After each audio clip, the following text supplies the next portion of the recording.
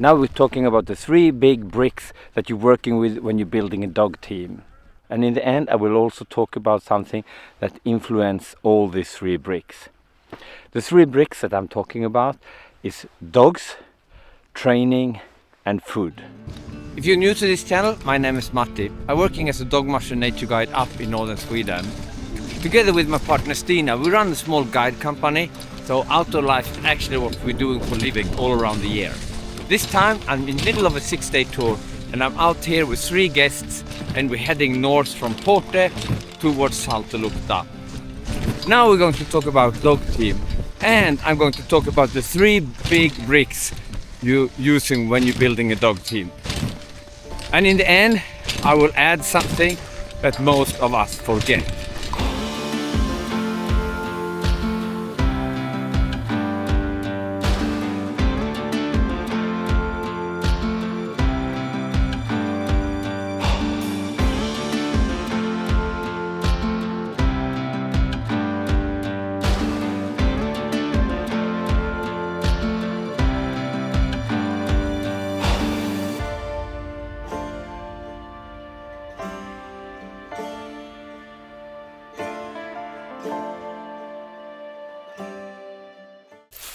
So let's talk about the first brick, the dogs. When we're talking about the dog, it's possible to divide the subject dog in under categories also. And people have a tendency to focus on the too narrow part.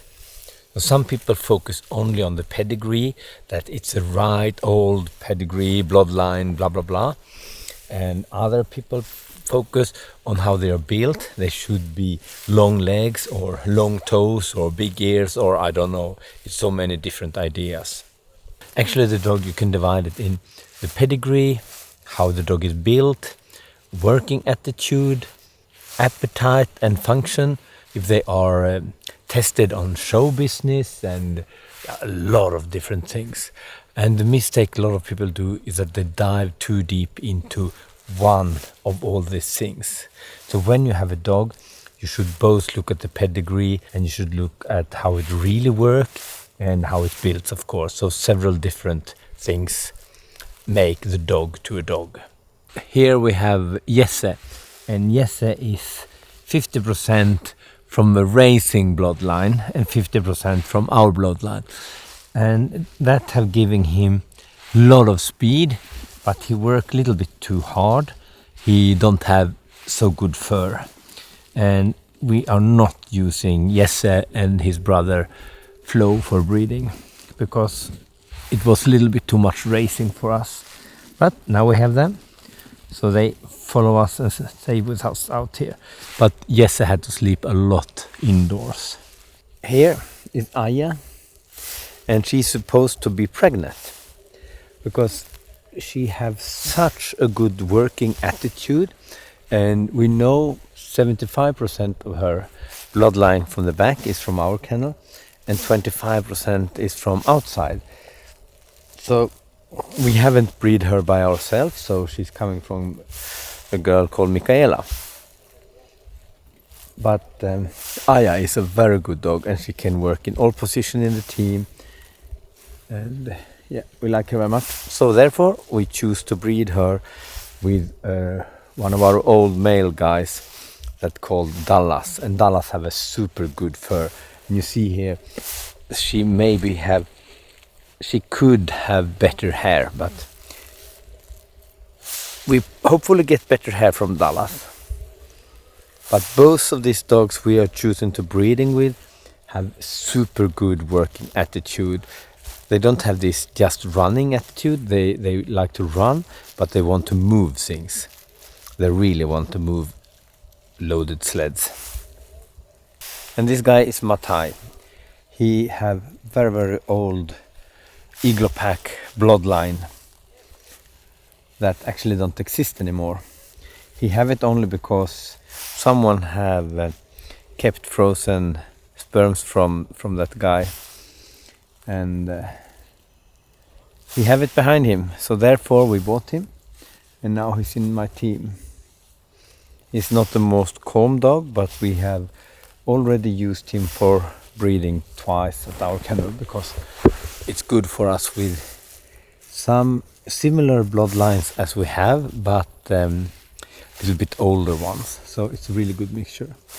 And then you see the girl behind there, Janis. Janis is also from another kennel, and she also is a Bavarian Husky. But she's a total different type of dog. You can see her running in back of my team in this video, and she's new for us. She's just been at our place for a couple of months, so it's not fair to compare her with the other dogs because she haven't got the same training as our other dogs. So this is Laban. He's one of my leader dogs this week. And Laban and Nisse is father and son. And it seems like the skills to be leader dog is heritage very strongly from Nisse to his kids. And Nisse's father was Rambo, and Rambo's mother was Sissi, and it's a lot of strong leader bloodlines behind these dogs. So the bloodline and the type of dog is important, but they're also well built. You can see how the angel here is made, and here, and the shoulder and everything. That's also important. And then the type of fur is also very important, so they can stay warm. But these dogs are not good. They have kind of not the best appetite. So when they have been out with me for some weeks, they lose a lot of weight. Especially this winter, we have had a really, really cold period, and then they lose a lot of weight. So when you're looking at the dog, it's a lot of things that are included in the package dog.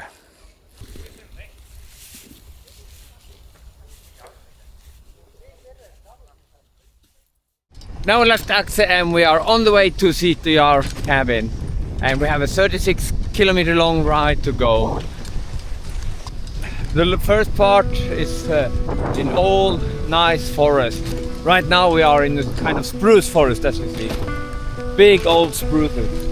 A little bit earlier we was in a pine tree forest, and we're heading back up to the birch forest and CTR cabin that's are just under the tree line, up in the mountain. Yeah. The trees get smaller and smaller when we come higher and higher.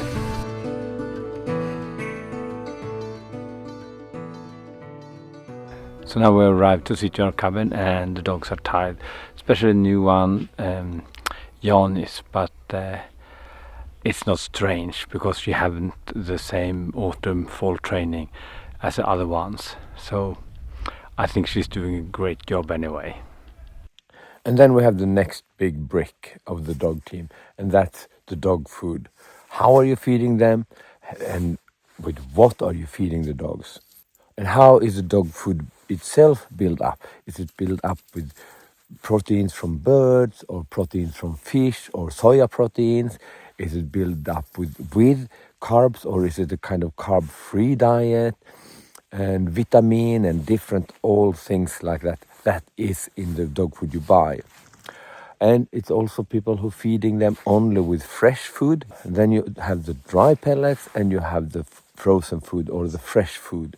And some of the fresh food need to be frozen, other fresh food don't need to be frozen. And you can also add some meat, like chicken meat or beef meat or something to the food. And on top of that, you could also have some extras that you add, extra protein, extra vitamin, extra whatever into the food. Don't dive too deep into what kind of protein is this food, and then you forget the rest. Because you also have feeding routines on top of this. If you're like me, living out here on the trail, you need food that can be transported in the sled. And if you're living in a flat and you don't have a big freezer, you can't have frozen food. You maybe just can have pellets and so on. And one thing people forget or dive too deep into is how do you give water to the dog? and how much water does a dog get per day, and how much water do they need. And some dog mushers who are doing dog sled race, they can be deep into water routines. But water is very, very important for the dog, so don't forget the water itself. But we also know that if a dog breaks down 1 gram fat, they get 2 gram water. So it is a jungle we are diving into when we're talking about dog food and dog food routines. Stina and I, we've been using Royal Canin dry pellets for almost 15 years. And together with the Royal Canin pellets, we also give minced meat like a part for increasing the appetite. And our minced meat is well balanced with calcium, phosphor and vitamins and all that. So it's not just meat that we get from somewhere that we give to them. And for us, it's super important that the food is something that we can get the same quality year after year after year. And the Royal Canin we have been giving for 15 years soon. And during the last 2 years, we also become ambassadors for that food, of course. You should know that we have been on Royal Canin for a very long time before we got the good deal with them. So the reason why we picked Royal Canin is that they have the high energy dry pellets, and that's really working for us. And that's the next thing we're coming to. When you find a formula for feeding your dogs that works for you, don't running around and change. Don't try to find the even better one. Stay on it, because the food that you use, you had to use it with your routines. So it takes a while before you have learned how to use your dog food. It's not good to change in the middle of the season, because when you're changing food, you sometimes also have to change feeding routines or something like that. We mix it with the meat because we have seen that if we put some meat into the food, it increases appetite a lot, especially when we are out here and the dogs are a little bit tired and we want them to eat much more than they actually eat. Then this meat make them eating. And the meat is also easy for using as snacks on the trail, because the meat contains water, so you can just take a piece of the meat and give it as snacks on the trail. So that was the second big brick when you're building a dog team. It's a new day and we have start dressing the dogs and pick up the shit, and they have got their breakfast. So soon we take off.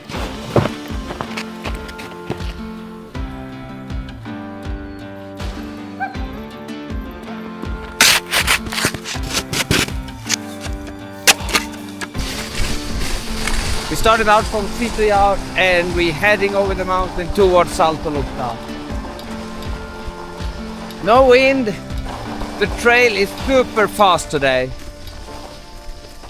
So I'm using the brake a lot.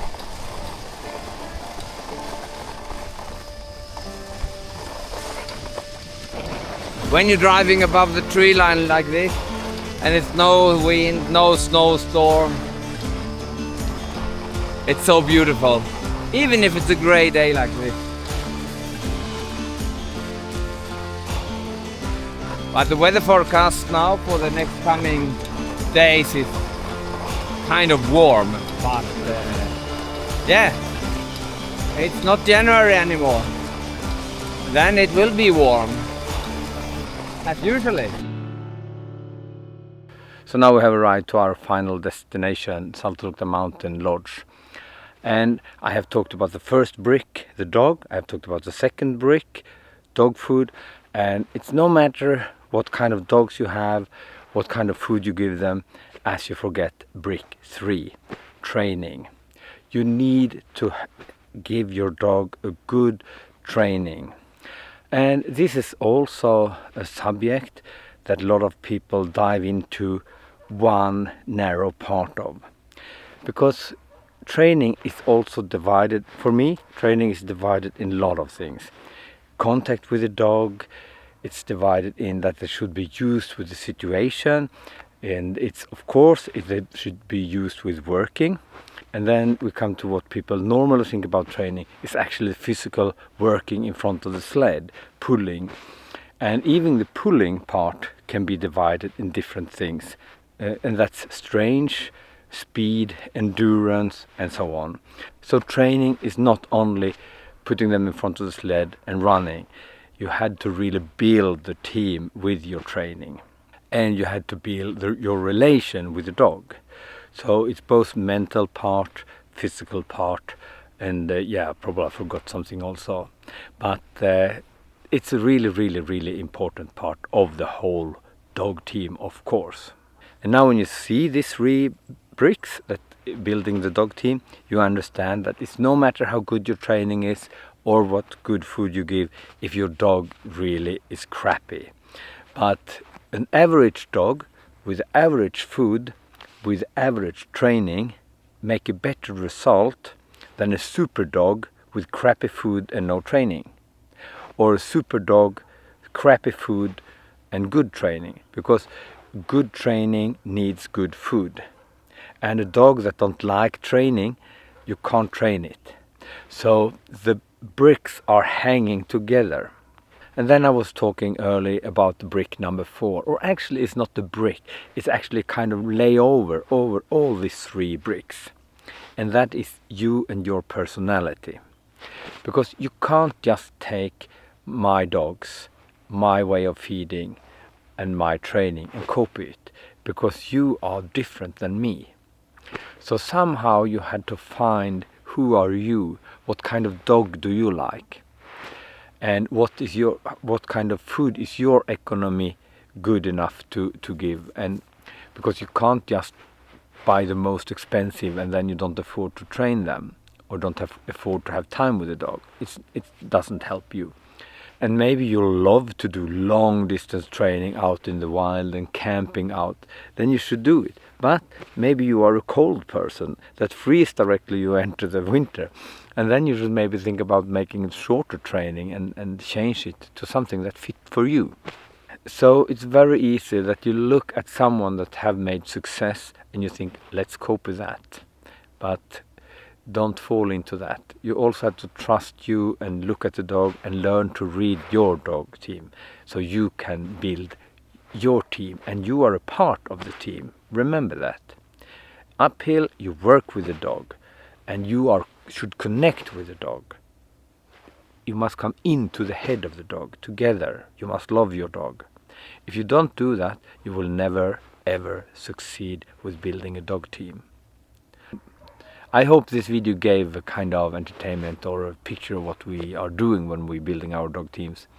And I don't know if everyone works like me or thinking like me, but thanks for watching. And once again I had to say, all these nice comments you're leaving and the good vibes you're leaving,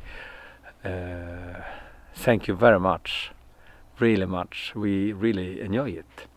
And don't see this video or what I'm saying as the only truth, because I have my point of view, and if you talk with someone else, it's also important and that you listen to yourself, because you also have an opinion. So do that and build your team. Or now you understand what you see when you're out skiing and when you see your dog team passing by, you understand you just see the top of an iceberg when we're flying over the mountains on the perfect snow condition. Anyway, now see you next video. Ciao.